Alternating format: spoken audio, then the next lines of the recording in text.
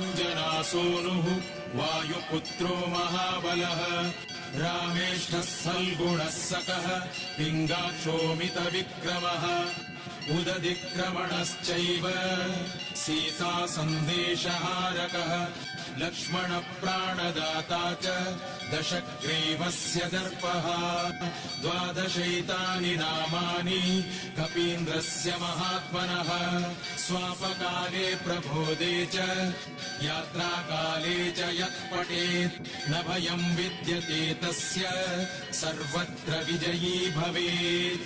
स्वस्ति श्रीहनुमद् 12 नामस्तोत्रम् सम्पूर्णम्।